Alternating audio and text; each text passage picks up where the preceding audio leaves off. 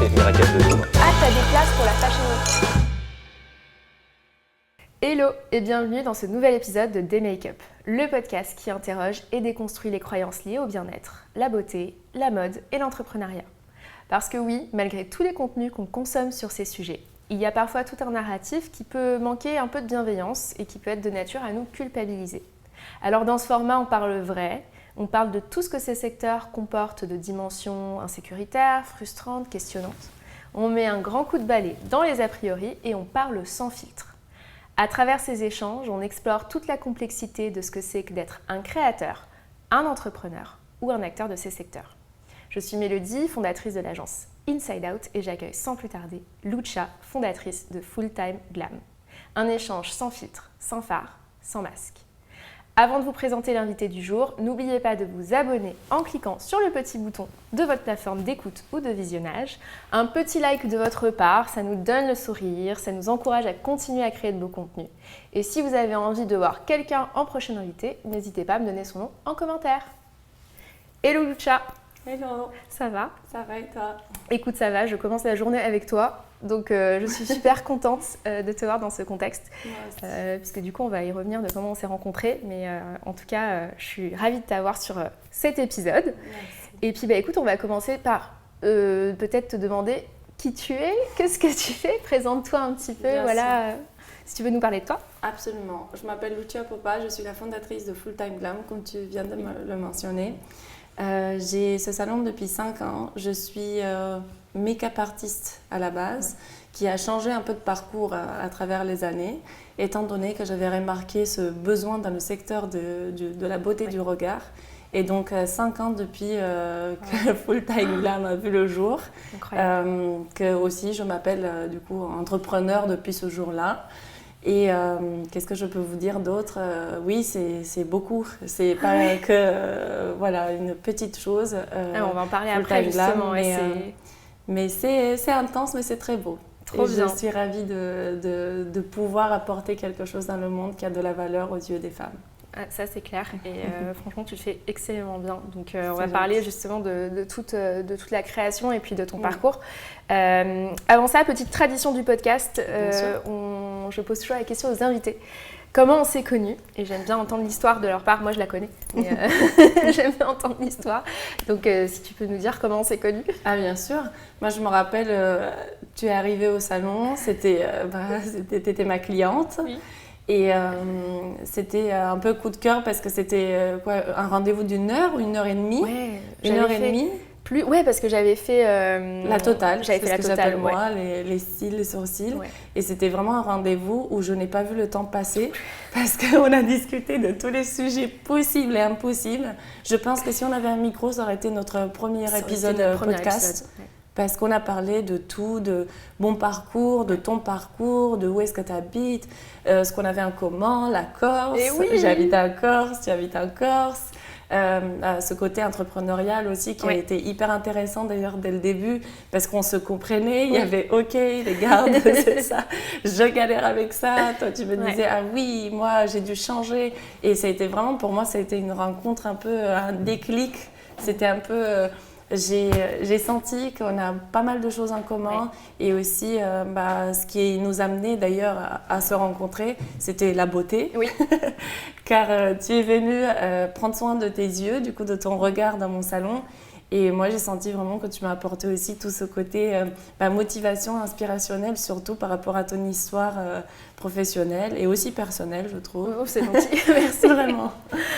Super, et en effet, c'était un coup de cœur, je me rappelle. Et à chaque fois que je viens, parce que je suis cliente régulière, à chaque fois que je viens, donc maintenant, tu t'es développée, donc on va en parler. Donc il y a d'autres pépites, on va dire, que tu as formées. Et à chaque fois que je viens au salon, je pourrais passer des heures, en fait... avec Sophie, avec toi. C'est ça, c'est ce qu'on aime en tout cas. C'est vraiment passer un bon moment et vous apporter aussi en sortant, pas que cette beauté extérieure, parce que le soin déjà en lui-même, ça apporte beaucoup, mais aussi ce sentiment, j'ai passé un bon moment et je me sens bien aussi intérieurement. Pour nous, c'est vraiment important. C'est un peu notre concept aussi. C'est un bien-être inside out. Ouais, c'est inside out. Mais du coup, en parlant de parcours, C'est vrai que moi, ton parcours, quand on parlait, quand c'est connu, m'a aussi beaucoup inspirée. Puisque tu as débuté en fait très jeune, tu as vécu dans plusieurs endroits, tu as travaillé pour plusieurs marques, tu as eu un parcours quand même hyper riche avant de te lancer. Oui. Est-ce que tu peux nous en parler un petit peu plus d'où t'es partie et comme ça on va en arriver à aujourd'hui. Je vais essayer de faire court parce que c'est vraiment une longue histoire et je pense que je pourrais en parler. Mais on a le temps, ne t'inquiète pas. Déjà d'origine, je suis de Roumanie, donc je suis roumaine et je suis née en Roumanie. J'ai vécu en Roumanie jusqu'à mes 18 ans. Donc jusqu'à mes 18 ans, j'ai vraiment la Roumanie, c'était mon endroit de naissance, mais je ne sentais pas vraiment l'appartenance. C'est-à-dire j'ai toujours senti qu'un jour, je quitterais la Roumanie. C'était vraiment une sorte de sentiment intérieur qui a toujours été là, sauf que je ne savais absolument pas où, comment ou de quelle manière j'allais faire ce changement. À partir de mes 14 ans, c'était un peu, vous savez, c'était l'adolescence, vraiment les moments où on se cherche et aussi la situation familiale pas très cool à l'époque. Il a fallu que je me trouve quelque chose qui me donnait vraiment du bonheur, qui m'animait, qui me nourrissait, si tu veux. Et à mes 14 ans, je suis tombée, c'était l'époque de YouTube, au tout début. Oui. Et je suis tombée sur une vidéo d'une personne qui se maquillait. Et en la regardant, je me suis dit, waouh, de la couleur, de la vie, du beau. Et je me suis dit, moi aussi, j'aimerais faire ça aussi. Et du coup, j'ai commencé à ne plus m'acheter à manger à l'école. Ah, wow. Et avec cet argent-là, je m'achetais du maquillage. Et dans ma petite chambre, du coup, en Roumanie, dans un petit village, vraiment, je commençais à suivre les tutos YouTube. Wow. Et je reproduisais des maquillages. Et au fur et à mesure, je me suis dit, mais c'est trop beau, il faut que je montre ça. Je me suis acheté une petite caméra, j'ai créé un blog. Ah, j'adore. Qui s'appelait à l'époque, je pense, Honey Bunny. Ah, ou wow. un truc comme ça, vraiment très, Okay. très drôle. Mais j'ai commencé à exposer du coup mes photos, mes maquillages. J'ai commencé à m'inscrire à des concours où je gagnais souvent. Wow. Mes parents n'étaient même pas au courant. Et donc en auto-formation en fait, tu t'es vraiment autodidacte. Vraiment, quoi, tout est parti de... Je m'enfermais dans la chambre, je fermais pour ne pas que mes parents ils savent ce que je faisais, car il fallait donner des explications, bien évidemment. Oui, parce que tes parents, ils ont... Enfin, je pense qu'on avait ça en commun, ils ont cette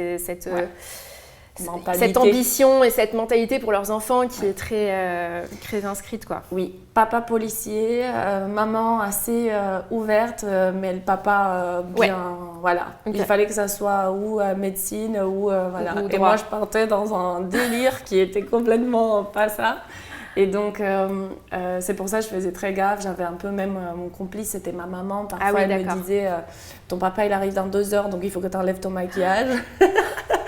Et ça a continué comme ça jusqu'à mes 16 ans. J'ai un peu développé ce petit blog. Okay. À l'époque, en Roumanie, je sais pas, je pense que j'avais 5000 personnes qui me suivaient dans 2 ans. C'était vraiment énorme pour l'époque.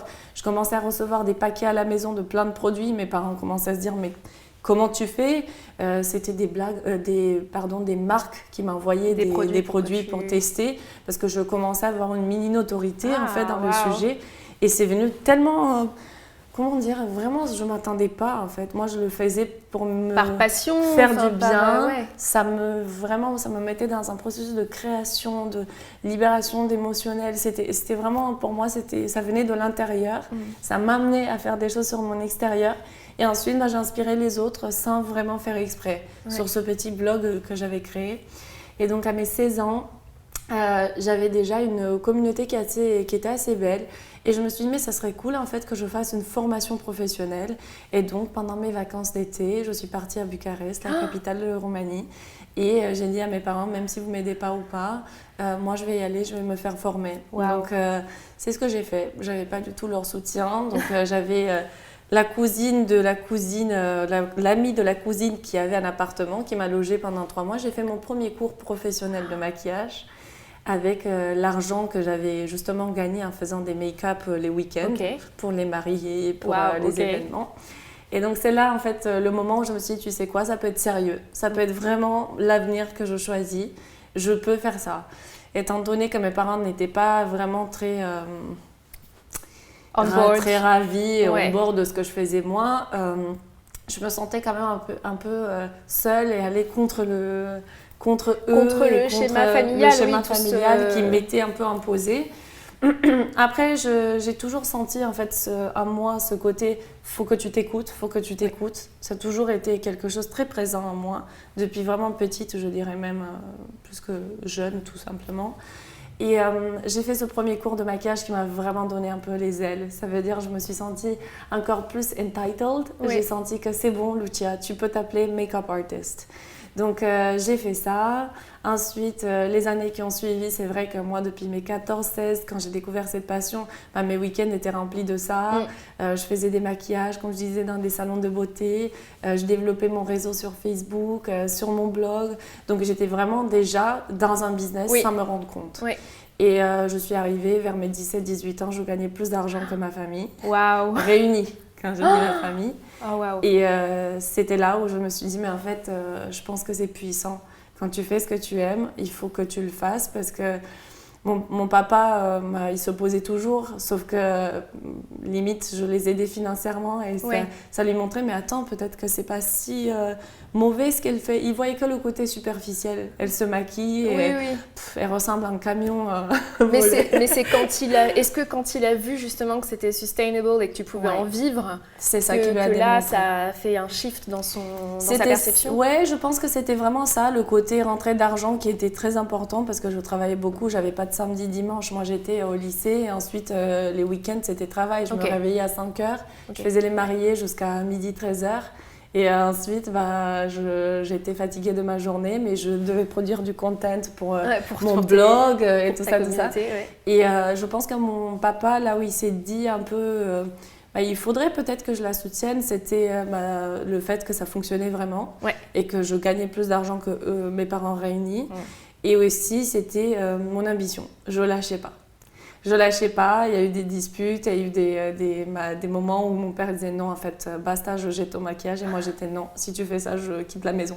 Donc, il y a eu vraiment... il y a une part aussi de confiance en toi et en ce que tu ressentais profondément qui était ta passion, quoi. C'est-à-dire que tu avais cette profonde conviction que tu as eue très jeune, en fait, ce qui est super, qui t'a poussée, en fait.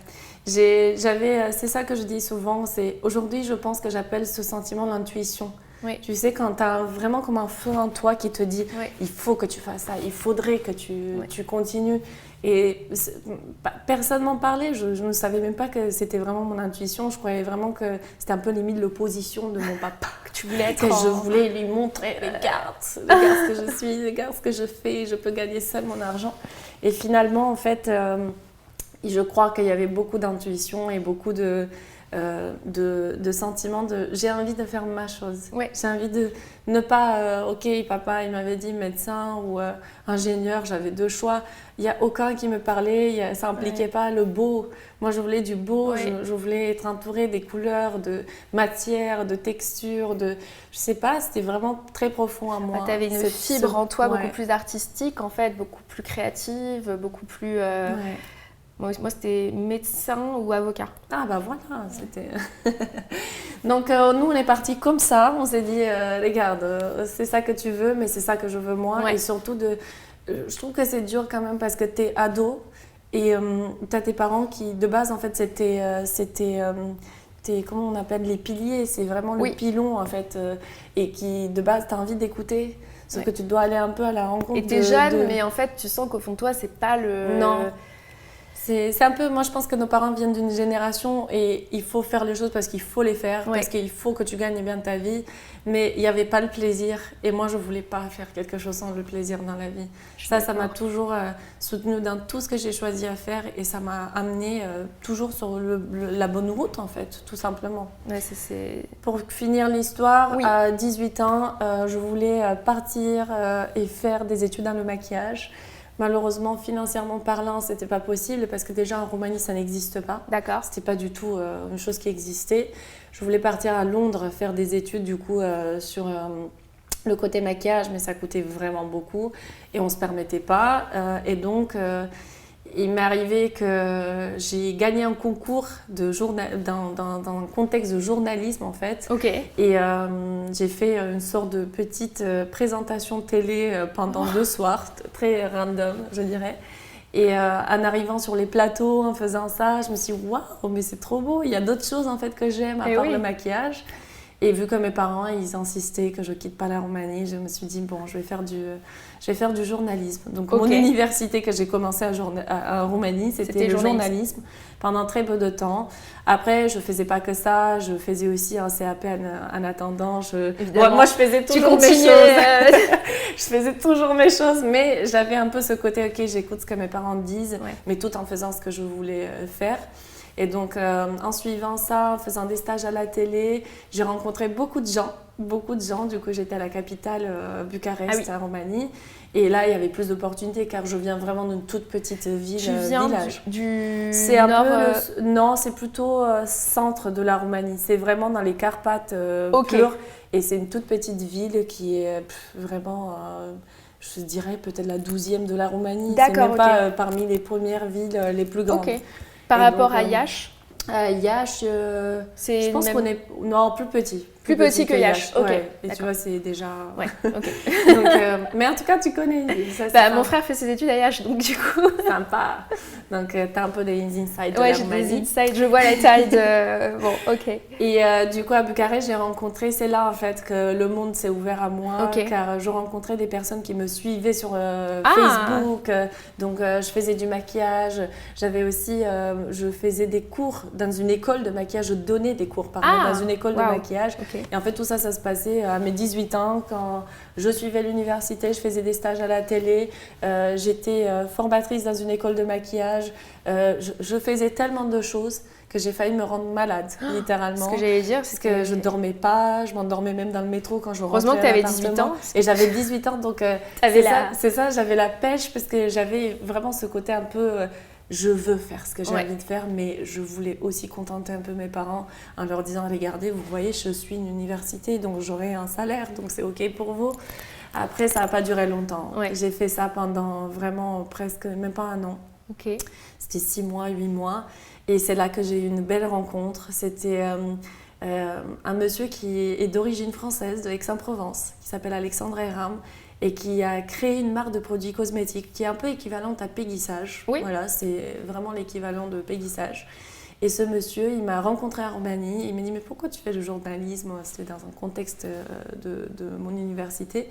Il m'a dit « Toi, tu es passionné maquillage, pourquoi tu fais pas que ça ?» J'ai dit « Écoutez, moi, demain, vous me proposez quelque chose, moi, demain, j'y vais, je fais que ça. » Et bien, ça n'a pas loupé. Il m'a convoqué dans son bureau. Et le lendemain, il m'a dit « Écoute, je suis prêt à te former, à te préparer à aller en France, ouvrir les franchises de ma marque. Ça te dirait ?» Quand j'ai entendu ça, j'étais déjà avec un pied un pied dehors. Ça y est, moi j'y vais, donc quand vous voulez. Et c'était là, en fait. Tu parlais français ? Faut se dire que j'ai eu de la chance en Roumanie, on apprend l'anglais et le français à un très jeune âge. J'avais commencé à 7 ans. Donc c'était... J'avais les bases, mais je ne peux pas vous dire que je parlais comme je parle maintenant. Bien évidemment, mais c'était une base. J'avais quand même une base.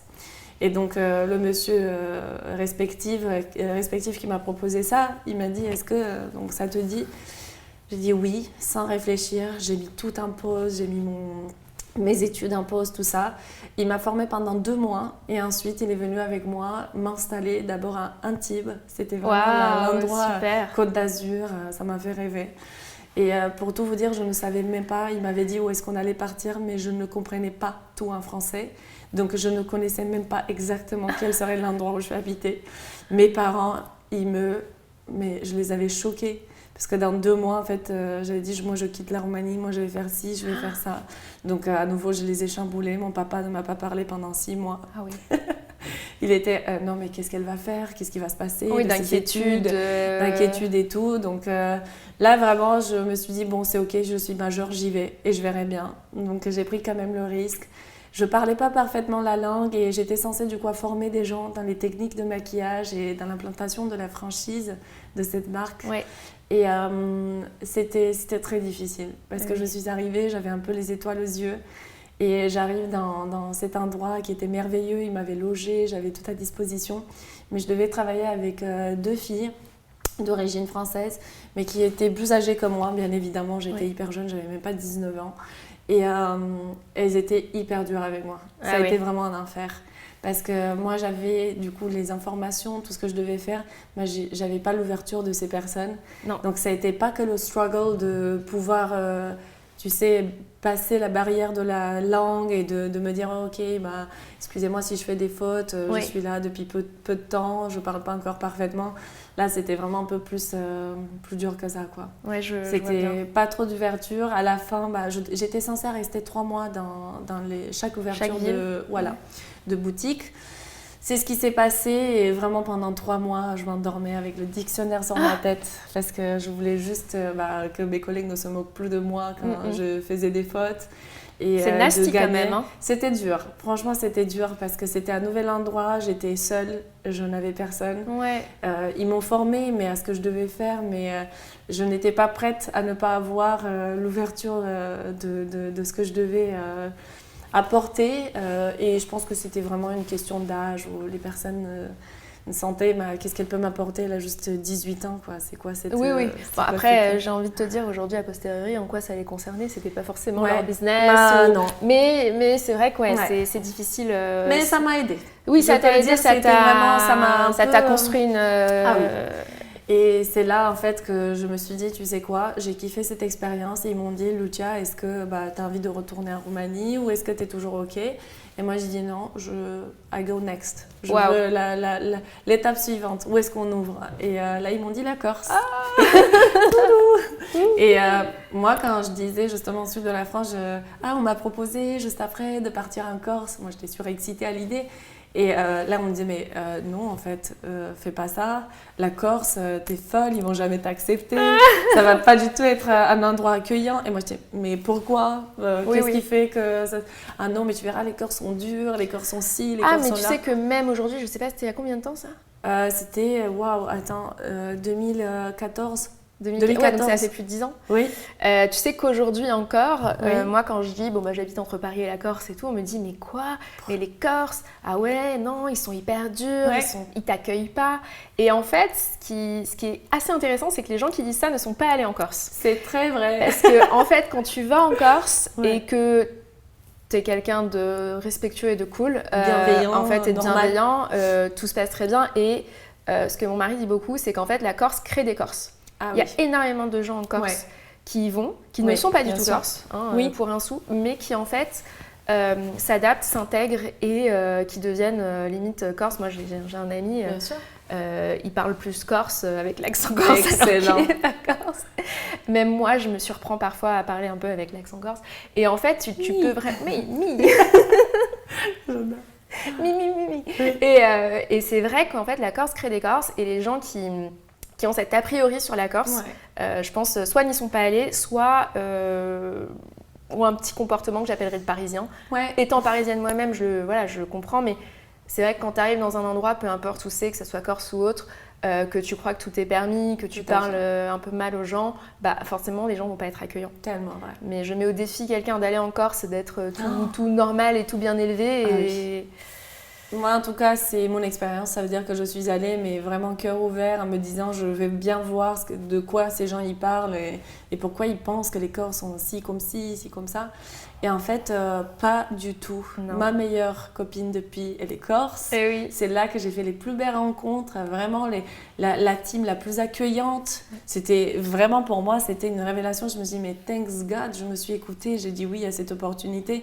Car pour moi, la Corse, c'était... Pour moi, je me suis sentie le mieux, vraiment le meilleur accueil que j'ai pu avoir, c'était en Corse.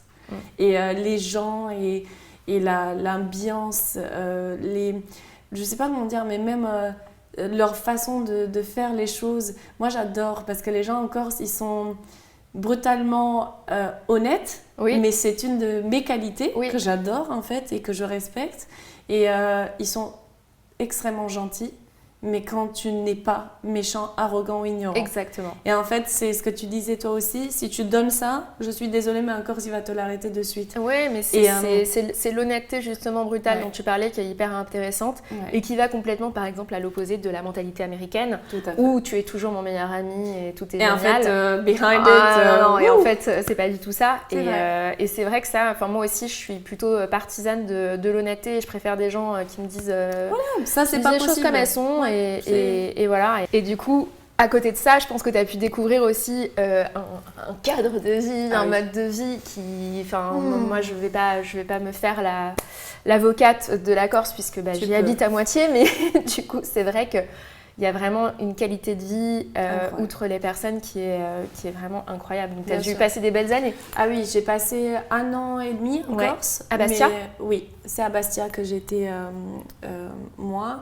Et j'ai absolument adoré et l'endroit et les gens. Et même aujourd'hui, d'ailleurs, une de nos discussions au salon quand on s'est rencontrés, c'était j'ai hâte de sauter le pas. Et un de mes rêves d'ailleurs, c'est d'avoir ma propre maison en Corse. Ah ouais. Je rêve parce que cet endroit, il est vraiment, pour moi, c'est un endroit tellement beau qui est d'ailleurs bien conservé. Oui, dans le nord. Oui. Enfin, le sud aussi, mais... Oui, le sud aussi, mais c'est vrai que je trouve plus authentique le nord. Ça, on en avait parlé, mais j'adore.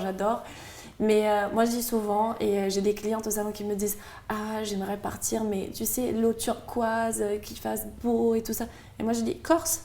Elle me dit « Ah non, moi, je pensais les Maldives et tout. » Ah oui, non. Ok. Et j'ai dit « Mais t'as déjà été en Corse ?» Ils me disent non, mais je pense pas que ça soit. Ah si. Je dis croyez-moi, moi le moment où je suis arrivée la première fois c'était à Saleccia. Ah oui. Quand je suis arrivée là-bas, je me rappelle, j'étais sur un petit bateau, j'étais sur mon portable, j'envoyais des textos et ils arrêtent le moteur. On était avec des amis qui ont voulu me faire découvrir ça, des amis corses. Ils éteignent le moteur et ils me disent regarde. Et là, je lève mes yeux. Ouais. Et vraiment bouche bée. J'ai pas pu parler pendant 1 minute. Tellement parce que beau. l'endroit, il m'a juste... je me dis, waouh, ça existe. Ouais. Il y a un endroit qui peut te couper le souffle et c'est vraiment formidable. C'est vraiment magnifique. La et beauté. C'est vrai que c'est une beauté à 1h de Paris, à 1h15. Et la Balagne en plus est très sauvage et magnifique. Et au-dessus de la Balagne, Saleccia, c'est un petit peu au-dessus, mais c'est vrai que c'est splendide. Et moi, je m'émerveille tous les week-ends quand on est là-bas. On se fait des balades. Là, l'autre jour, on a encore fait une balade le week-end dernier. On est arrivé sur un endroit, mais on aurait pu être en Patagonie. Le paradis. Le paradis, personne. On parle là, on est en train de tourner le podcast, on est en février. Donc le week-end dernier, on était en t-shirt. Aïe, aïe, aïe. Tu vois, bon, c'était vraiment... Et puis, t'as ces paysages, la nature est à couper le souffle. Et en plus, c'est une île qui se développe de plus en plus, donc il y a de plus en plus d'offres aussi et on trouve de plus en plus de choses. Donc c'est vrai que c'est un petit paradis. Bon, je ne vais pas le garder secret parce que... mais c'est vrai que pour l'instant, en tout cas, c'est vraiment un endroit où moi, je me sens profondément heureuse, alignée, ancrée. Dès que je me lève le matin, j'ouvre les volets. Et en fait, ça me donne vraiment de l'énergie. Oui. Et je trouve qu'on oublie un peu trop, et tout le monde ne peut pas le faire, évidemment. Je ne dis pas que tout le monde devrait déménager en Corse. Je dis juste que c'est important de se sentir aligné dans l'endroit où tu évolues le plus dans ta vie. C'est vrai. Et si tu ne peux pas y passer ton année, au moins faire le maximum pour y être un maximum de temps pour te donner l'énergie dont tu as besoin pour... En tout cas, vraiment, quand je t'entends parler, ça rejoint tellement mon idée de énergie de l'endroit, parce que pour moi, la Corse, ça a une belle énergie, ça te recharge vraiment. Il y a de l'eau tout autour, et les gens, et la nourriture. Moi, j'ai tout aimé, en tout cas. Pour moi, la Corse, c'est vraiment où j'ai passé 1 an et demi. C'était le plus long, en fait, de tout mon parcours. De quand tu étais... Et d'ailleurs, ça a été un peu... c'est ça qui est très drôle, c'est qu'après la Corse, mon ouverture était Paris.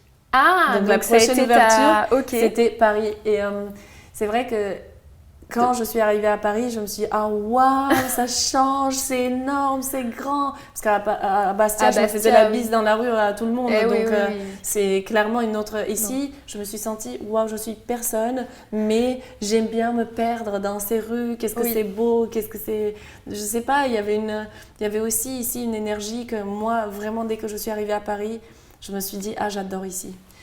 J'adore la Corse, mais j'adore ici. Donc limite, si j'aurais pu choisir, j'étais entre les deux. Entre les deux, ouais, c'est ça. Mais j'ai dû justement, moi j'ai dû sauter le pas. Non, tu peux pas, surtout. Moi j'avais 20 ans du coup à l'époque.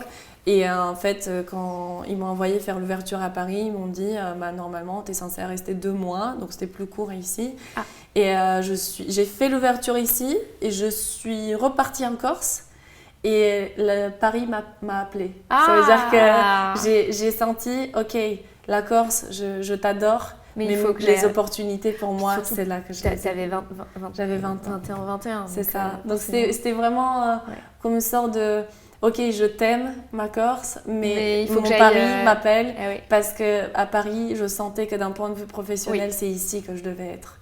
Et ça n'a pas loupé, du coup, j'ai quitté complètement la boîte, parce que il fallait que je choisisse en fait si je continuais à être dans la vente dans cette boutique, parce que la formation s'arrêtait là. Et oui, une fois que c'est lancé. Et du coup, j'ai dit non, je quitte tout. Et tu sais, à 20 ans, 21 ans, je sais même plus quel âge j'avais, mais on est tellement fous en fait. Oui. On est fous et irresponsables, parce que à nouveau, c'était le moment où mes parents m'ont dit non, fais pas ça. Attends, tu es bien, t'as un salaire, boulot, t'as tout. T'es à Paris, voilà, donc c'est ok. Non, reste là. Non, pas du tout. J'ai habité chez une copine. D'ailleurs, c'est une de mes copines les plus proches qui m'a un peu changé le cursus de ma vie. J'habitais, c'est ma copine corse, qui venait aussi d'aménager à Paris à l'époque. Et en fait, pendant 3-4 mois, j'étais à la recherche d'un travail et toutes les portes se fermaient devant moi.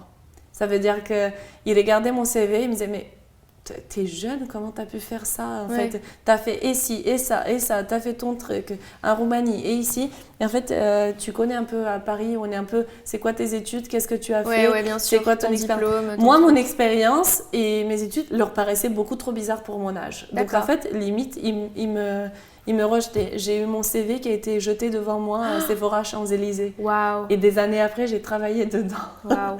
Mais en fait, pour moi, c'était un choc, parce que je m'attendais, vu la gentillesse de ce que j'ai vécu encore, je m'attendais que les gens ici ils m'accueillent. Mais waouh, il y a ses avantages et ses inconvénients dans les deux endroits. Qui m'accueillent vraiment comme waouh, regarde, t'es jeune, t'as envie de faire et de bien faire. Viens chez nous. Pas du tout. Pas du tout. J'ai vraiment pris deux claques. Mais le destin a quand même bien fait les choses, parce que j'ai rencontré vraiment, c'est ce que je disais, par ma copine qui m'avait... Elle était passionnée maquillage aussi, mais travaillait dans autre chose. Grâce à elle, on a eu une très belle rencontre, vraiment un déjeuner juste comme ça. Anastasia Soirée, qui est la créatrice d'Anastasia Beverly Hills, qui m'a... En fait, on avait un déjeuner avec elle, ma copine. Et ma copine a dit, est-ce que je peux ramener une copine du coup lors de ce déjeuner, puisque ma copine recevait en fait des produits de cette marque pour faire des maquillages aussi, les montrer sur Instagram.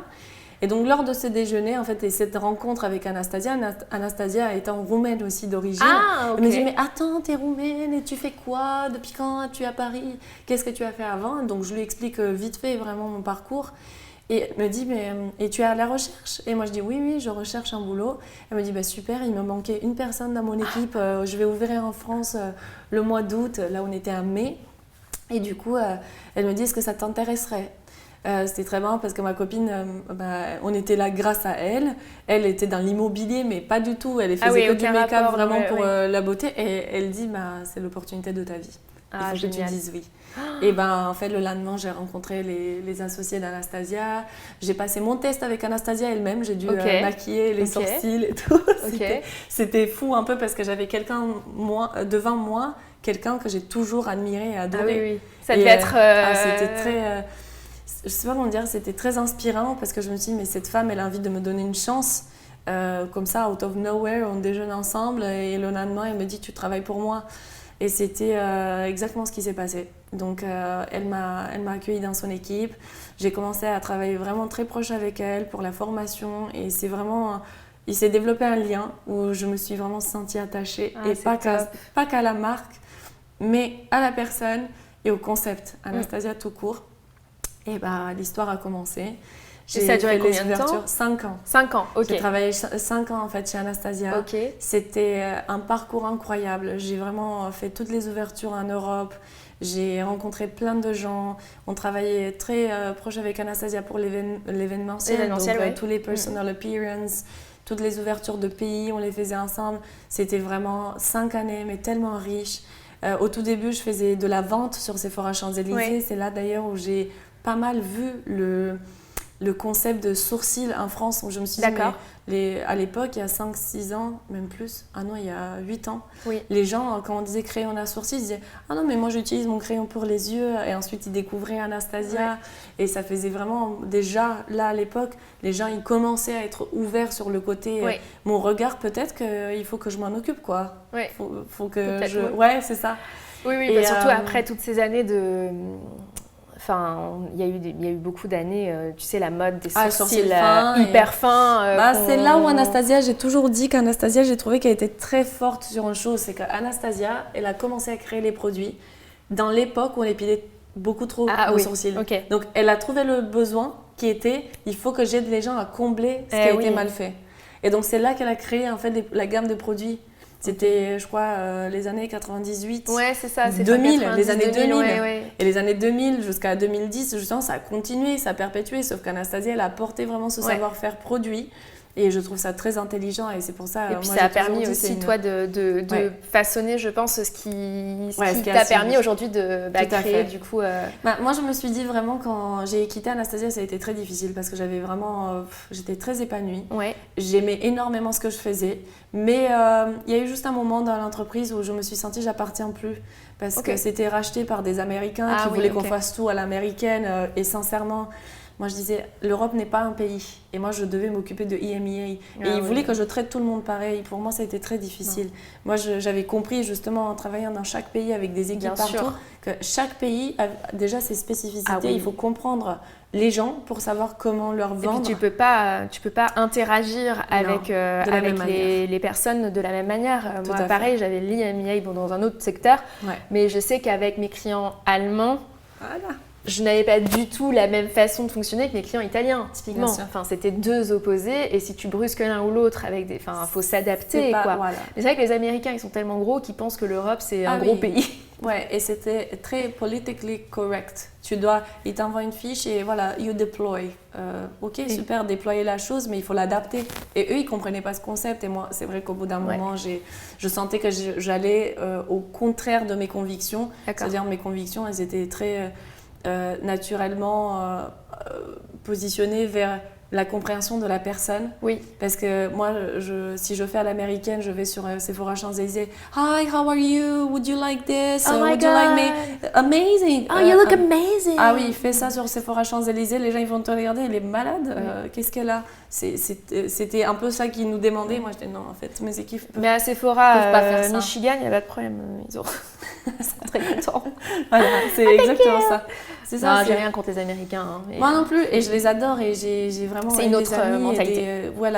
Mais c'est complètement une autre mentalité. Et dans le pro, pour moi, ça… Moi, je dis tout le temps, I'm sorry les Américains, mais vous savez vendre, mais ce que vous vendez n'est pas très… En fait, la manière de laquelle ils savent vendre, moi, je la trouve forte. Parce qu'ils sont très… Ils sont très marketing, ils sont très directs, ils sont très pragmatiques. Exact. C'est Par contre, le fond, il n'est pas forcément… Moi, je dis souvent, si tu as un produit français, mais tu le vends à l'américaine, tu es la plus forte. Oui, c'est vrai.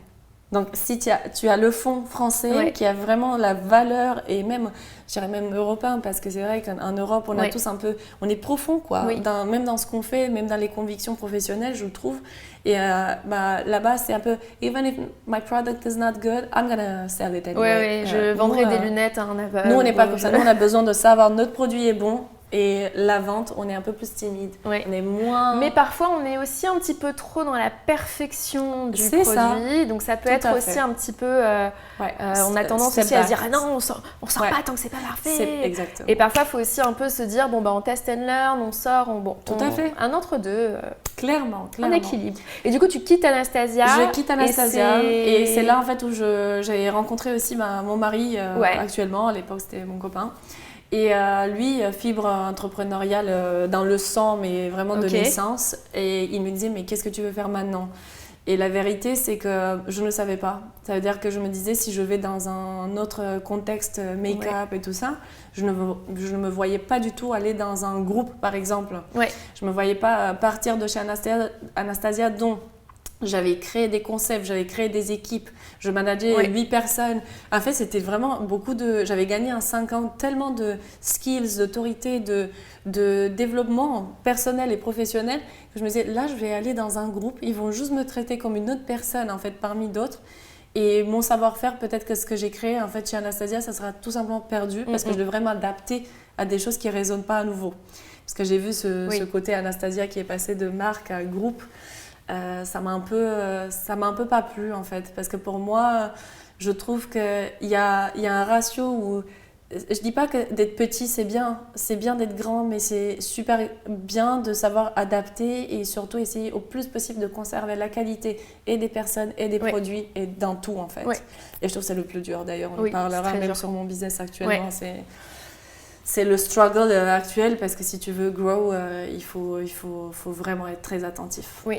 Et donc, j'ai quitté Anastasia et j'ai pris une année, en fait. C'était l'année juste avant Covid. Vraiment de l'année Covid à 2020.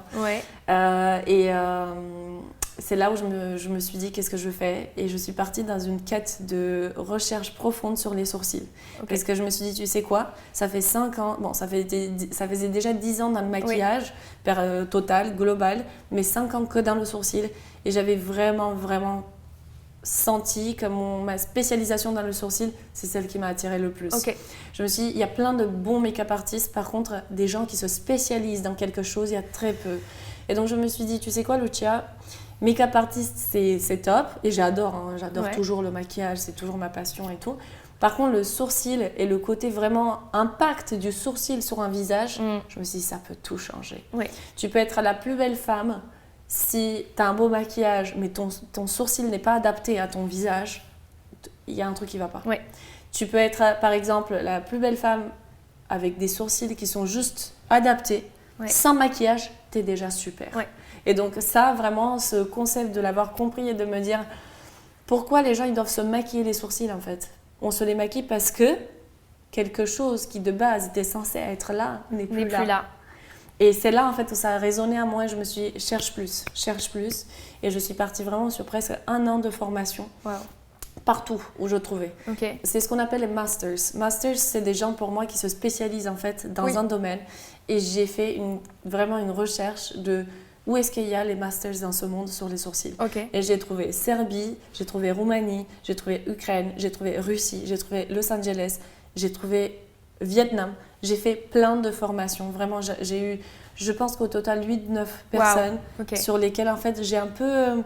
de chacune, j'enregistrais tout et je me disais, OK, this makes sense. Ça me paraît logique. Ça me paraît pas logique, mais chez l'autre personne, j'avais trouvé quelque chose qui était logique. Et c'est vraiment au bout de cette année que je me suis dit, tu sais quoi, Lucia, je sais ce que tu dois faire. Tu dois créer quelque chose qui rassure la personne, qui te guide dans le sourcil et dans la morphologie du visage, comment les choses doivent exister, préexistantes, hein, parce que de base, le sourcil, il a déjà un emplacement sur notre visage. Et ça te permettra vraiment de donner aux femmes ce côté de je vais m'occuper de mon regard, mais sans avoir peur. Car est-ce que toi, tu peux confirmer qu'en ayant chez une esthéticienne Linda, tu t'installes et tu Ah non, mais moi, ce qui s'est passé avant, ça fait 2 ans maintenant que je viens chez toi. Ce qui s'est passé avant, c'est que moi, j'étais dans un désert sourcilière, on va l'appeler comme ça, qui a duré très longtemps.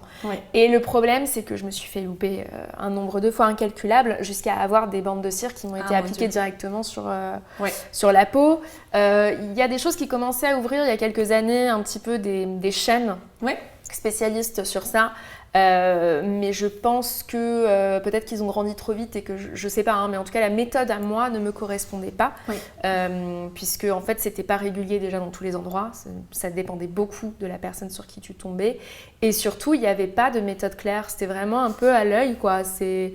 regarde-moi, tiens, on va enlever là et finalement tu te retrouves à la fin. C'était pas du tout, j'avais un truc standard, vraiment standardisé qui n'était pas forcément adapté à ma morphologie, à mon visage.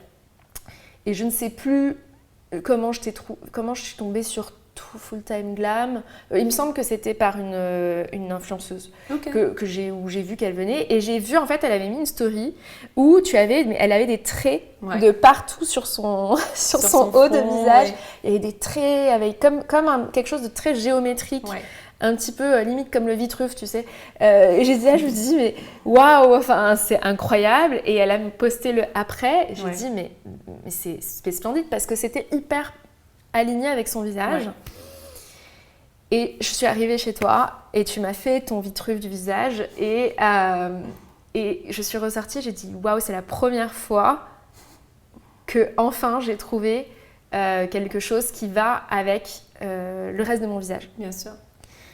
Et ça s'explique par ta méthode du coup, Oui. que tu as développée. C'est exactement ça en fait que j'ai essayé de résoudre comme problème. C'est ce côté où moi, en tout cas, c'est ce que j'entendais quand je travaillais chez Anastasia. Non, mais vous connaissez pas un endroit où je peux y aller et que je sens vraiment que l'expertise elle est au top et tout. Et moi, je dis non. Et surtout que de ceux qui existaient, j'entendais beaucoup de dégâts aussi, donc je les voyais parce que les gens ils venaient s'acheter les produits chez Anastasia, donc j'étais non mais qu'est-ce qui se passe quoi, je me disais qu'est-ce qui se passe parce qu'il y a personne en fait qui donne un truc qui est un peu plus déjà d'être comment dire rassuré toi en tant que personne quand tu vas faire ça, mais aussi que ça soit vachement plus professionnel et surtout qu'il y ait une méthode. Et je me disais pourquoi il n'y a pas de méthode. Et c'est simple, les gens en fait, ils n'ont jamais peut-être assimilé le fait que le sourcil, on parle plutôt d'un côté en fait géométrique, mathématique et correcteur, parce que c'est pas vraiment, moi je dis souvent, le sourcil c'est pas comme les chaussures ou comme la mode. Oui. On change pas de sourcil en fait tous les mois parce qu'on a envie d'avoir un autre truc. Le sourcil c'est une partie de ton visage qui est préexistante et qui existe là dès le début, qui se modifie à travers le temps, justement, parce que nos muscles, nos os et tout ça qui varient. Mais le sourcil a quand même un rôle qui est extrêmement important. Moi, je dis c'est le cadre de notre visage et surtout, c'est le cadre de nos yeux. Oui. Et je dis souvent aussi que les yeux, c'est un peu... c'est notre réflexion de nous-mêmes parce qu'on se regarde à travers nos yeux. Si tes sourcils n'habillent pas un accord tes yeux, tu sens qu'il y a un truc qui manque chez toi. Et c'est vraiment...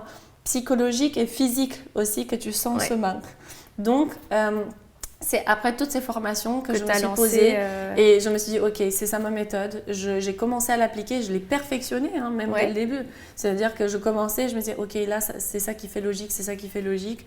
Et ensuite, vraiment au 2020, vraiment juste pendant Covid, je me suis décidée de me lancer. Donc, vraiment, c'était fin Covid.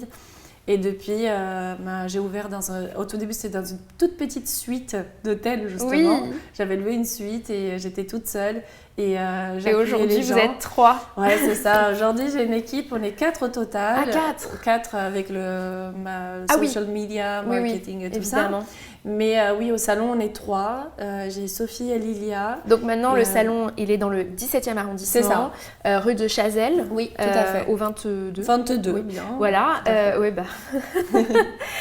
Donc, les réservations se font sur ton site. Tout à fait. Et sur Planity. On n'a pas du tout de c'est Planity. Pas Planity, c'est sur le site. Sur le site. Et on a en fait notre concept, c'est vraiment un concept uniquement sur rendez-vous. Voilà. C'est pour ça qu'on est caché. Ça veut dire que ça nous est déjà arrivé. Ça nous est déjà arrivé que les gens ils disent oui, mais j'étais devant, mais je savais pas comment rentrer s'ils n'avaient pas rendez-vous. Parce que de base, justement, on a un concept où on se dédie vraiment à chaque personne quand elle arrive. Donc on n'a pas vraiment un vrai espace accueil. On a vraiment chaque personne arrive et on la prend en charge de A à Z. Et c'est pour ça que notre concept restera toujours sur rendez-vous, car pour nous c'est vraiment une prise en charge et ça nous permet surtout de bien s'occuper de chaque personne. On a vraiment chacune notre cabine, c'est vraiment un espace privatif qui nous permet justement d'échanger. Si on a envie de se reposer, c'est tranquille, si on a envie de parler, on parle, vraiment on est très adaptable par rapport à ça. Et voilà, par rapport à ce qu'on fait aujourd'hui, c'est la méthode, j'ai eu beaucoup de chance car j'ai créé une méthode qui est déployable. Ça veut dire que j'ai pu former des gens à la même... Tu as pu te dupliquer du coup et entre guillemets arriver à ce qu'on appelle le scaling, c'est ça. Qui est en fait dans une certaine mesure évidemment, sans forcément rentrer dans, je sais pas, peut-être que je te le souhaite un jour si tu as envie d'avoir 1000 personnes qui appliquent ta méthode. Est-ce que tu penses du coup que ton expérience à l'international, que justement dans divers environnements, t'a permis de façonner justement cette nouvelle méthode à ton image? Est-ce que tu t'es inspiré de certaines choses de ton parcours pour pouvoir justement créer Full Time Glam avec les codes que tu avais pu peut-être apprendre auparavant? C'est effectivement une chose que chez moi, elle est venue plutôt de façon à nouveau intuitive, naturelle. Ça veut dire que je me suis décidée d'ouvrir ça en me disant c'est ou the best ou je le fais pas. Ça veut dire que ça soit par rapport à Pareil, par rapport à mes employés, par rapport à la méthode, par rapport au traitement du client, comment on offre notre expérience, j'ai toujours eu vraiment le luxe dans ma tête, parce que pour moi le luxe c'est l'excellence et je souhaite faire tout dans l'excellence, même dans mon pro, même dans mon perso. C'est pour ça que je dis que quand on veut toujours garder notre qualité, mais qu'est-ce que c'est difficile. Et moi je vous parle vraiment du fond du cœur en disant c'est pas le glam. Moi je dis glam parce que c'est full-time glam, mais le glam et maintenir tout à haut niveau, mais mon Dieu, c'est tellement de travail que parfois, moi j'adore ce que je fais, je suis extrêmement passionnée, j'adore former les filles, je suis tellement à l'écoute, mais je me rends compte que c'est beaucoup plus difficile que ce que je pensais d'avoir son propre business. Surtout si tu as des standards qui sont... Tout à fait. C'est pas juste d'avoir le business, mais de le maintenir à une qualité qui est irréprochable et d'avoir toujours ces standards qui sont à l'auteur des attentes. Mais pour moi, oui, le luxe, c'est vraiment comme je disais, l'équivalence de l'excellence. Oui. On rigole parfois parce que justement, on a des gens qui nous appellent. Vous êtes un peu l'Hermès du sourcil. J'ai un coiffeur avec lequel il vient souvent nous voir et il me dit, tu sais comment je parle de ton salon à mes clients? Je dis, c'est le Rolls-Royce des voitures. Et à chaque fois, quand on a ces petites comparaisons, je me dis, bon, thanks God, ça veut dire que vraiment l'amour et ce que tu mais dedans, cette exigence que je mets dans ce que je fais, c'est ressenti et que les gens ils le vivent vraiment comme une expérience un peu haute couture, tu vois. C'est pas vraiment ah bon, je rentre, je fais mes sourcils, ciao. Non, ils se sentent bien, ils sentent qu'on prend soin d'eux et il y a aussi l'expertise technique qui est extrêmement importante, car la méthode, comme tu as pu l'expérimenter toi-même, c'est pas uniquement juste le guide pour nous, pour qu'on améliore les sourcils et ton regard, c'est aussi vraiment comme un gage de sécurité pour toi, parce que tu prévisualises ce qui va se passer sur ton sourcil. Oui. Et ça, je trouve qu'à nouveau, ça rentre un peu dans le côté... expertise, excellence, parce que je suis désolée, mais si moi j'y vais et on m'a pas expliqué ni mon soin, je n'ai pas compris ce qu'on va me faire, et là je vais être paniquée, je vais pas être bien pendant tout mon soin. Par contre, si on s'installe, c'est ce que nous on a comme concept, on a notre concept, c'est attente, accueil, découverte et expérience, du coup l'exécution. Ces 4 étapes en fait dans mon protocole, elles sont essentiel. Ça veut dire tu viens, il y a ce petit coin d'attente, ensuite il y a l'accueil, ensuite il y a le côté découverte, ça veut dire on sait c'est quoi ton problème, qu'est-ce que tu as vécu, comment moi je peux t'aider dans ça, je t'explique ce que nous on peut faire pour toi, et une fois qu'on est toutes les deux d'accord, là on s'installe et on commence notre procédure. Mais c'est une vraie expérience luxe, hein. C'est vrai que dans tout ce que tu as, dans toutes les étapes, c'est vraiment l'excellence, c'est le luxe, c'est l'expérientiel, et c'est vrai que c'est quelque chose, je pense que quand tu as voulu créer ta méthode, tu as peut-être aussi voulu répondre à un besoin sur le marché, puisque on va se le dire, moi en tout cas, jusqu'à ce que connaître, tout ce qui était autour du regard et du sourcil, c'était un peu cheap pour moi. Et j'ai jamais réussi à trouver un endroit justement qui soit à la hauteur de mes attentes, qui sont assez exigeantes, je l'admets. Je suis assez exigeante sur tout ce qui va être surtout mon visage. Et surtout les sourcils qui sont quand même qui structurent vraiment tout. Et ça, est-ce que ça a fait partie aussi, parce que tu as beaucoup suivi ton intuition, mais est-ce que tu as repéré aussi sur le marché ce manque, est-ce qu'il y a des choses qui toi te manquaient personnellement, que tu as utilisées pour créer ton business? Oui, je pense qu'effectivement dans la création du business, il y a eu beaucoup les retours, comme je te disais tout à l'heure, sur il n'y a pas d'endroit où je me sens safe. Les gens ils disaient si ça change de personne, c'est plus la même chose. Et pour moi justement, c'est ça que j'ai souhaité créer. Et vraiment, c'était même pas volontaire. Moi, j'ai créé une méthode pour moi, qu'elle me guide dans ce que je fais. Et littéralement, je me suis rendu compte plus tard, quand je me suis dit, ok, Lucia, qu'est-ce que tu fais? Tu restes toute seule dans ton salon et donc l'impact est limité. Où est-ce que tu peux embaucher, avoir des gens qui déploient ta méthode et qui en fait impactent plus de gens? Et c'est là en fait où je me suis rendu compte, mais en fait, je peux parce que j'ai créé une méthode qui est transmissible, dont mes employés, que ce soit Sophie, Lilia, si elles appliquent la méthode, c'est toujours la même méthode.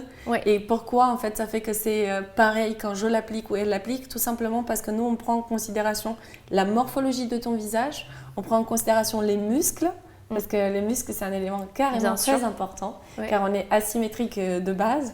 Et on prend aussi en considération l'implantation naturelle de ton sourcil. Donc en fait tous ces éléments ne font que si on a les codes de notre méthode, moi je rigole parce qu'il y a des gens qui me disent oui, est-ce que vous avez vu que vous avez commencé à être copié à Paris? Oui. Ah. Oui, c'est ok. Parce que ça veut dire qu'on fait quelque chose de bien. Oui, c'est clair. Après, littéralement, je vous le dis, c'est pas parce que vous voyez des traits sur un visage que c'est exactement ce que j'allais dire. C'est les bonnes. C'est pas forcément que c'est le... Mais c'est vrai que du coup, tu dois quand même rester fidèle à tes valeurs de base et aux attentes de tes clients, qui est une clientèle haut de gamme, qui a donc des exigences, tout en voulant aussi développer ton business pour répondre à la demande, parce que tu as une très forte demande. Ça, c'est vrai. Et donc, c'est vrai que c'est un challenge quand même de développer son business tout en gardant les critères d'exigence qu'on a. C'est vrai. Je trouve d'ailleurs, je parlais hier soir et je disais à une copine, tu sais ce que je trouve le plus dur? C'est pas de créer un business, c'est de le scale. C'est vraiment de l'amener. Moi, ma mission de vie, elle est simple. Moi, je veux avoir de l'impact dans la vie des femmes. Je veux apporter du bonheur à travers ce que je fais. Et quand je dis ça, c'est pas le bonheur tout simplement parce que je t'ai fait une prestation, tu es contente, tu sors de chez moi. Non, c'est le bonheur vient... Je veux que les gens avec lesquels je travaille, ils soient heureux. Je veux que les femmes qui viennent nous voir elles soient heureuses parce qu'elles se sont senties vraiment bien chez nous et qu'elles se sentent bien en se regardant dans le miroir tous les jours. Et vraiment, parfois, quand j'ai des coups bas, et c'est dur, hein, je l'avoue, parfois, c'est vraiment pas si facile, mais tout à fait faisable. Ce qui m'encourage, je me dis, Lucia, t'as apporté du bonheur dans la vie de tant de personnes. Et j'ai juste à aller regarder combien de personnes sont venues chez Full Time Glam l'année dernière. Et en fait, juste combien ça, je sais pas, là, j'ai pas le nombre exact, mais je pense qu'on est dans... Je pense 25 000 personnes, c'est énorme. Waouh, c'est énorme. Bravo. C'est vraiment des chiffres qui sont absolument dingues. Étant donné que j'ai commencé toute seule et que je me disais, je ne sais pas si un jour je peux impacter plus de monde. Ma mission, ce n'est pas vraiment de faire les choses de façon quantitative. Et ça c'est un peu... c'est ça le défi, parce qu'en fait, quand tu as cette envie d'impact, comme moi, je la sens au fond de moi, et cette intuition qui me dit, Lucia, tu peux impacter les femmes en positif. Je trouve que l'impact du regard est très important d'ailleurs dans la confiance d'une femme. Bien sûr. Parce que moi je le vois, on a des femmes comme toi, des entrepreneurs, on a des femmes qui sont dans les business, qui ont des employés mais de l'ordre des milliers, qui dirigent des associations. On a des femmes qui ont tellement de pouvoir en fait. Et ces femmes-là, quand elles sortent de chez moi, elles me disent, tu sais, je me sens encore plus... oui, parce que le fait de te sentir... la beauté, le regard qu'on va avoir sur soi et l'image qu'on perçoit quand on se regarde dans le miroir, c'est un impact considérable sur sa confiance en soi. Tout et à fait. C'est vrai que tu participes grandement avec ta méthode. Et d'ailleurs, c'est important de le mentionner parce que je trouve à la beauté globale, parce que pour moi la beauté c'est pas juste une crème ou autre chose, c'est vraiment un tout, que ça soit de l'intérieur ou de l'extérieur, mais ça on est plutôt aligné là-dessus. Mais là où ce que moi je trouve vraiment super, c'est que tu t'arrêtes pas juste sur une chose spécifiquement. Tu as développé des protocoles en collaboration avec d'autres personnes, je pense à Diane Servant. Tout à fait. Où tu vas venir travailler donc non seulement en effet le sourcil qui va venir structurer, mais aussi le regard en tant que tel. Et ça, c'est vraiment génial parce que du coup, tu crées de la valeur qui permet en fait de faire rayonner les femmes et qu'elles se sentent bien dans leur peau. C'est vrai que ce côté, ça c'est un peu ma fibre, aller toujours dans l'excellence et trouver toujours cette, comme tu disais, cette inspiration qui me permet d'offrir le meilleur dans ce que je fais. C'est mes rencontres. Par exemple, Diane Servant, c'est une belle rencontre. C'est une master facialiste en fait. Elle est vraiment, je trouve, une des plus douées dans son domaine. Et Diane, surtout, on partage les mêmes valeurs et les mêmes principes de vie. Et pour moi, c'est très important. Et je considère Diane une élite. Et c'est pour ça qu'en parlant avec elle, et un jour, quand elle est venue faire ses sourcils chez nous, l'idée, elle est tout simplement venue en me disant, tu sais quoi, ça serait super qu'on crée quelque chose ensemble. Et c'est là elle a dit, tu sais quoi, Lucia, je peux te créer un protocole uniquement pour vous. Et donc on a un protocole créé par Diane Servant qui est exclusif pour nous, en fait, pour Full Time Glam, qui nous permet en fait de, avant d'appliquer notre symétrie, déjà offrir un moment de bonheur, de détente, car on travaille tes muscles, surtout cette zone qui est extrêmement desservie par beaucoup de pas contracture, mais vraiment, on a beaucoup de nerfs, oui, beaucoup de choses qui se passent. On parle avec... On soulève, exact. Oui, on soulève nos yeux, ouais. donc les muscles sont parfois tendus. Et donc, nous, ça nous permet vraiment de vous offrir déjà un moment de détente avant de commencer.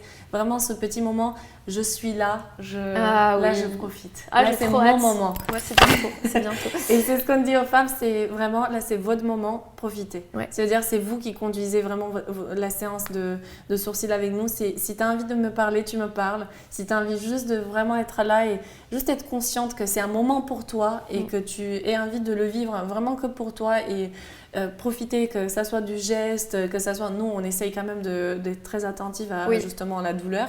Parce que le protocole nous ouvre aussi un peu un meilleur traitement de moins vous faire souffrir. Parce qu'on parle quand même de l'épilation de sourcils. Hein, on utilise la pince chez nous. Oui, c'est pas de c'est pas la cire, heureusement. C'est pas de fil, c'est moins brutal. Mais n'empêche, c'est quand même un moment de base désagréable, mais que...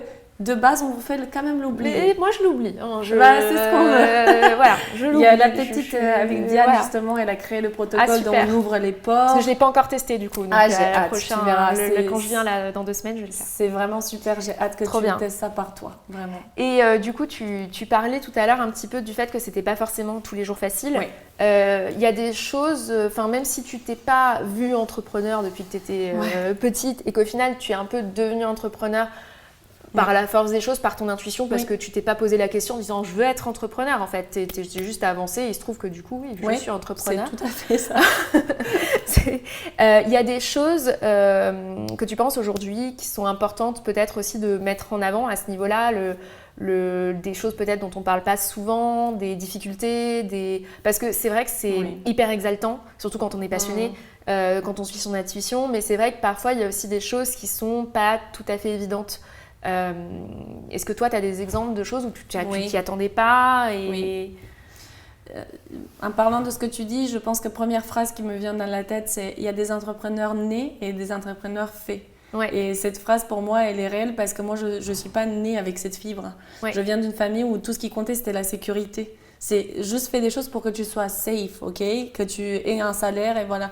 Donc imaginez-vous, c'était difficile pour moi de sauter le pas et de me dire bon, on ne sait même pas si j'aurai des clients, je ne sais même pas si j'aurai un salaire. Moi, le chômage et le concept, ça n'a jamais existé dans ma tête. Je ne l'ai jamais vu de ma vie parce qu'en Roumanie, ça n'existe pas. Ah oui, d'accord, ok. Tu n'as pas ça. D'accord. Voilà. Okay. Donc moi, il n'y avait même pas une option que je réussisse ou que je ne réussisse pas. Et oui, dans l'entrepreneuriat, là où je trouve qu'on n'en parle pas assez, c'est que littéralement, je vais vous dire, j'admire beaucoup de femmes qui font ça. Et je pense que ça serait cool qu'on en parle encore plus du fait qu'en étant... Bon, après, moi, je suis femme et aussi étrangère parce que je ne viens pas, je ne suis pas née dans ce pays. Et pour moi, c'était un peu double trouble. Mais je trouve que ce qui a vraiment un peu impacté ce choix pour moi et surtout comment il s'est passé, c'était d'être bien entourée. D'être bien entourée, et quand je dis ça, pour moi, ce que ça veut dire, c'est par exemple mon mari, c'est la personne qui m'a influencée le plus. C'est une personne qui est très ouverte d'esprit et qui est très à l'écoute. Donc, sur le côté administratif, sur le côté où moi j'étais complètement perdue, paumée, où je ne savais même pas, attends, quoi, il faut ouvrir un compte pour ça? Et quoi, le comptable, 5 000 € par an? Ah, waouh, quoi? Il y avait plein de... En fait, et justement d'avoir une personne, ou plusieurs personnes, hein, mais moi en tout cas, ça a été mon mari. Et je trouve que les personnes qui ne sont pas entrepreneurs nés, c'est-à-dire d'avoir cette fibre, il faut qu'ils s'entourent des gens comme ça. Il faut qu'ils s'entourent parce que je vous assure, ça vous apporte quelque chose dont vous n'êtes pas conscient. C'est-à-dire que cette envie de... Non, mais tout problème a une solution. Moi, ça me bloquait au tout début. Mais de voir mon mari me dire « Quoi ? Ah ok, t'as pas de comptable ? D'accord, je vais te faire une liste, tu verras, on les trouve comme ci, comme ça. » Donc j'avais en fait cette personne devant moi qui m'ouvrait en fait les portes où moi je trouvais qu'elles étaient mais pas fermées, barrées quoi. Oui, parce que de toute façon on peut pas tout savoir, on peut pas tout gérer. Tout à fait. On peut pas, et c'est marrant parce que moi j'ai eu exactement la même chose. Moi j'étais salariée avant, donc moi j'ai pas du tout été entrepreneur dès le début. Et quand je me suis lancée, j'étais un peu waouh, mais en fait, Mon mari est entrepreneur. Oui. Pareil, c'était Sésame. Oui. Moi, je l'appelle Sésame parce qu'en fait, à chaque fois que et encore aujourd'hui, parce que Bien j'ai sûr. des problèmes encore aujourd'hui, il y a des choses qui se passent dans ma société qui sont pas faciles à gérer, que ça soit administratif, moi c'est ma phobie aussi, mais aussi parfois des choses avec des clients. Enfin, tu vois, il y a des choses qui sont pas évidentes. Et heureusement, lui, il est là et en fait, c'est Sésame. Et je viens avec quelque chose et pareil que toi, et il me dit. Voilà, et la porte s'ouvre. Ouais. Après, il y a une chose aussi que moi, je n'ai pas calculé dès le début, et ça, c'est venu là, récemment, ça fait un an et demi que je remarque, que j'identifie. C'est que moi, je me considère une personne plutôt dans son énergie féminine. Ça veut dire, c'est pour ça que j'adore le beau, j'adore l'esthétique. Et le business n'est pas féminin. Non. Avoir, même si on est dans la beauté, le business, c'est pas féminin. Dans le business, il y a du masculin. Ça veut dire qu'il y a cette capacité d'être pragmatique. Moi, j'ai arrêté d'appeler mon business mon bébé, parce que mon business, ce n'est pas mon bébé. Oui, c'est vrai. Mon business, je sais, ça a été dur pour moi, parce que moi, je disais, oui, mais mon business. Mais... Non, un business... Il faut avoir ce côté féminin par la déco, la façon de faire les choses. Par contre, le derrière, c'est très masculin et c'est très pragmatique. Et il faut développer ça. Il faut le développer, il faut le cerner surtout. Parce que moi, j'étais vous imaginez bien, au comptable. Oui, alors la facture. Non, en fait, c'est Lucia, tu fais un achat, tu mets ta facture. Parce que tu es dans l'action et dans l'action dans l'administrative, tu n'as pas le choix, tu dois le faire. Voilà, dans l'admin. Je pense que mon comptable, il se tire les cheveux. Ah non, mais pareil, donc heureusement, il m'aime bien. J'espère que c'est pas le mien, parce qu'effectivement, s'il n'y a que des clients comme nous, on est mal. Non, mais moi, je le connais, donc du coup, je pense que c'est pour ça qu'il est gentil. Ah oui, mais effectivement, ce côté masculin du business. Et du coup, tu fais comment pour le développer, ce côté-là?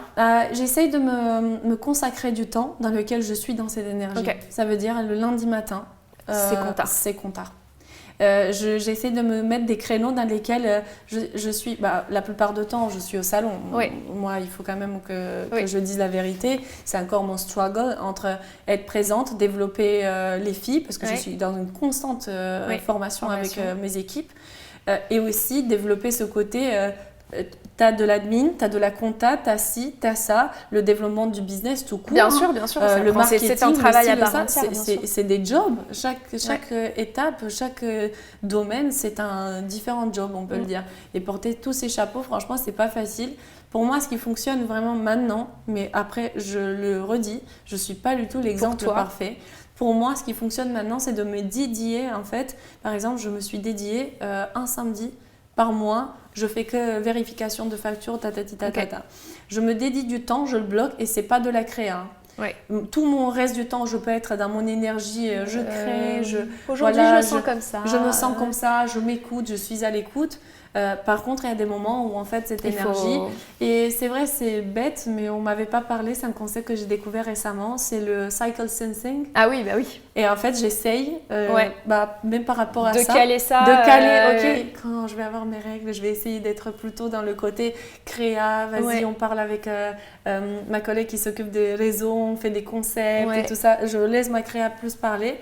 Et quand je suis vraiment en période ovulation folliculaire, moi j'y vais. Là, je sais que j'attaque. Compta. Là, je vais, compta, admin, parce que là, je suis plus pragmatique et je suis pas, j'ai mal, je suis pas bien. Voilà. Parce que je suis mal, je suis pas bien. Malheureusement, on est des femmes, on a plein de problèmes d'hormones. On a des problèmes de règles. Ça fait partie de la vie. Donc, c'est vrai qu'il y a un moment, c'est soit tu prends, tu l'acceptes et en fait, tu sais qu'il y a des moments où. Moi, je sais que par exemple, je ne cale pas un podcast. Quand je suis sur le point, quand je suis en fin de cycle, je le cale vraiment à un moment où je suis pleine d'énergie, etc. Et je pense que c'est vrai qu'adapter son emploi du temps et ses tâches en fonction de ça, c'est un grand impact. Bien sûr. Et dis-moi, est-ce que le secteur de la beauté aujourd'hui est immense, il y a beaucoup d'offres et c'est très cool. Moi, je trouve ça super bien. Par contre, je trouve aussi que c'est important de donner des petites clés aux consommateurs qui ne sont pas forcément aguerris dans le secteur. Est-ce que toi, déjà, il y a des choses sur le secteur de la beauté aujourd'hui qui te dérangent ? Oui, il y a des choses qui me dérangent. C'est vrai moi, je trouve qu'il y a certaines choses qui sont oversaturated. On a beaucoup trop d'offres et moi, je trouve ça un peu... Quand il y a des marques, juste pour que ça ajoute une marque de plus, ça, je trouve un peu dommage, en fait. Parce que ça ne permet pas d'avoir comment t'expliquer? Je trouve que, par exemple, les marques de maquillage. Toute vedette maintenant a la marque de maquillage. Il y a Selena, il y a ci, il y a ça. Mais je trouve plus les différences, en fait. Je ne remarque plus, en fait, comment elles se diffèrent. Il y a beaucoup de choix, mais dans le même domaine, mais sans trop se différencier. Ok. Donc ça, aujourd'hui, oui, c'est vrai que moi, je trouve que c'est un peu dommage de voir autant de choix mais qui ne se différencient pas. Et je pense que ça, c'est aussi un peu un manque de spécialisation ou d'expertise en fait un peu plus poussée. Parce que les gens, ils font un peu, il a fait ça, je peux le faire, mais fais-le différemment, apporte quelque chose d'autre. Ouais, je suis Viens d'accord. avec de l'innovatif en fait, il faut innover de nos jours. Et l'innovation, je trouve, c'est pas le domaine de nos jours où je trouve qu'on excelle le plus. Moi, je suis vraiment d'accord avec toi et je trouve que c'est pas évident aujourd'hui de mêler innovation et vraiment relevance sur le marché. Tout à fait. Lucia, on arrive à la fin de ce podcast et de cet épisode et on va terminer par un petit fire question. Ok. Donc je vais te poser des questions et en gros l'idée c'est vraiment que tu sois du tac au tac, que tu me dises oui, non, enfin voilà, que tu me répondes. Voilà. Ça s'appelle Let's Be Real. Okay. Donc on est parti.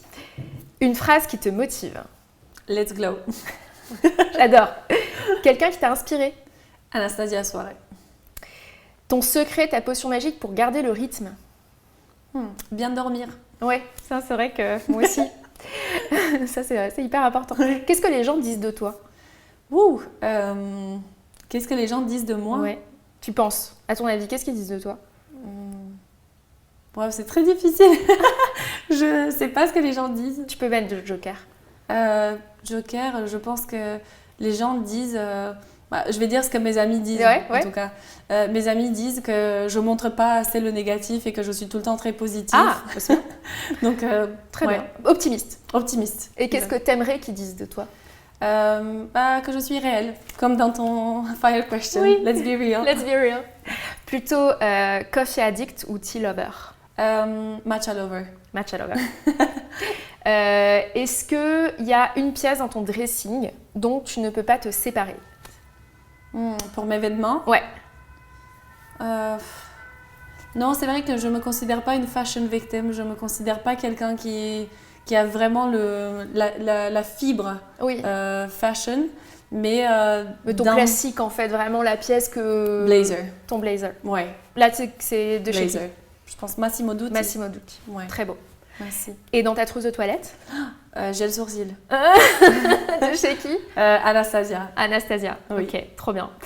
Est-ce que tu as un petit mot de la fin? Un petit mot de la fin. Je pense que... je dirais juste je t'admire. Je trouve que ce que tu fais, c'est vraiment super inspirant. Moi, je suis une addict de podcasts, vraiment d'écouter la vie des autres, surtout quand c'est dans le réel et dans le naturel. Ouais. Et je te félicite parce que vraiment, t'es le bon exemple pour moi. C'est adorable. Merci beaucoup, Lucia. Et merci d'avoir partagé avec nous, en tout cas, ton parcours hyper inspirant qui, moi, en tout cas, m'avait inspiré déjà la première fois, mais l'a refait. Et donc, pour découvrir et prendre rendez-vous sur Full Time Glam, vous pouvez aller sur fulltimeglam.com ou alors suivre sur Instagram @fulltimeglam. Tout à fait. Merci. Merci à toi.